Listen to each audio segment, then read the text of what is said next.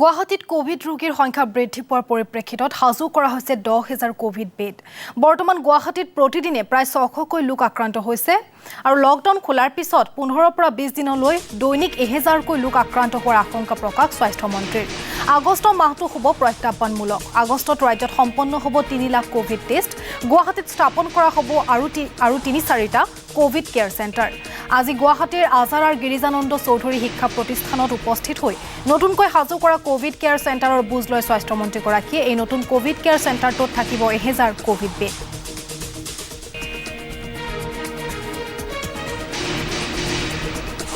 গিৰিজানন্দ চৌধুৰী যিখন শিক্ষানুষ্ঠানৰ কেন্দ্ৰ ইয়াত আছে, তাতে আমি 900 ব্যক্তি থাকিব পৰা নন চিমটমেটিক পেচেণ্টৰ কাৰণে এটা আমি কোভিড কেয়াৰ চেণ্টাৰ বনোৱাৰ ব্যৱস্থা কৰিছোঁ। 4-5 দিন লাগিব। গুৱাহাটীত আমি দেখা পাইছোঁ যে প্ৰায় 600 কেছ প্ৰতিদিনে আহি আছে। অলপ আনলকিং প্ৰক্ৰিয়া আৰম্ভ হোৱাৰ লগে লগে প্ৰতিদিনে কেছ 1000লৈকে বৃদ্ধি হ'ব, অন্ততঃ আৰু 15-20 দিনলৈকে। তাৰ পৰিপ্ৰেক্ষিতত আমি নিজকে প্ৰস্তুত কৰাৰ কাৰণে এই গিৰিজানন্দ চৌধুৰী শিক্ষা কেন্দ্ৰটোত আমি কোভিড কেয়াৰ চেণ্টাৰ পাতিব খুজিছোঁ। সেইধৰণে গুৱাহাটীৰ আৰু 3-4 জেগাত আমাৰ কোভিড কেয়াৰ চেণ্টাৰ বনোৱাৰ কাম চলি আছে। আমি টোটেল 10,000 বিচনা কৰাৰ চেষ্টা কৰি আছোঁ। ইয়াতে 900 মানুহৰ বিপৰীতে আমাক ইয়াতে প্ৰায় 50জন চিকিৎসক আমাক লাগিব।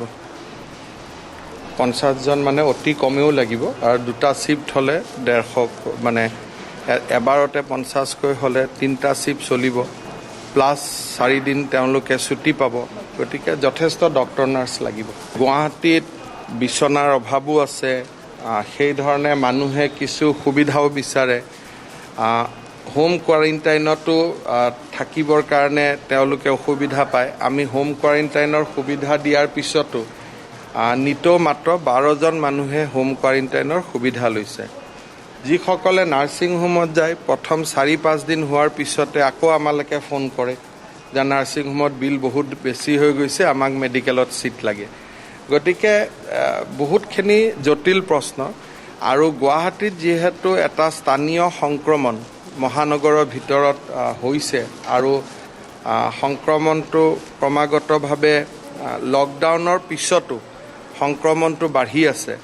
গতিকে মই ভাবোঁ যে এটা দিন আহিব য'ত 1000 মানুহ আমি পাম।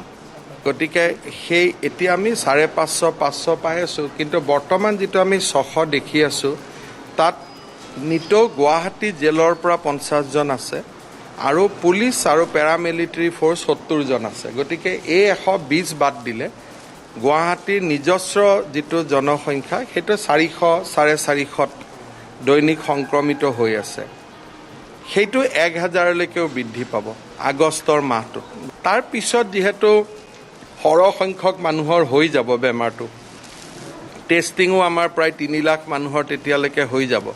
তাৰ পিছতেই শ্ল'ডাউন নিশ্চিতভাৱে হ'ব। এতিয়াও আমাৰ য'ত গাঁৱত থাকে মানুহ অলপ সিঁচৰিত ধৰণে বাস কৰে, তাত এই বেমাৰটো ইমান সংক্ৰমিত নহয়।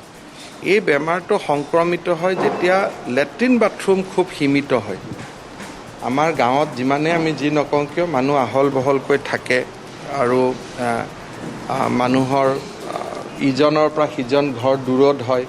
কিন্তু গুৱাহাটীত আমি যি ধৰণে ধৰক পুলিচৰ বেৰেকতে খুব বেছি 2টা লেট্ৰিন বাথৰুম থাকে, 50জনে একেলগে ব্যৱহাৰ কৰে। জেলত ধৰি লৈছোঁ, কালি মই গুৱাহাটী জেলত গৈছিলোঁ, 900 বাসিন্দা থাকে। 900 বাসিন্দাৰ ভিতৰত ছাপ'জ 90টা লেট্ৰিন বাথৰুম আছে। তাৰমানে এটা লেট্ৰিন বাথৰুম 10জনে ব্যৱহাৰ কৰে।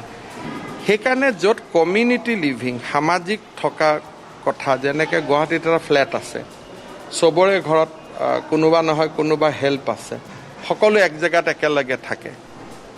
এই ধৰণৰ ঘটনাৰ কাৰণে মহানগৰবিলাকত সংক্ৰমণ, অকল গুৱাহাটীতে নহয় সমগ্ৰ দেশতেই মহানগৰবিলাকত সংক্ৰমণ দ্ৰুতগতিত বাঢ়ি আছে।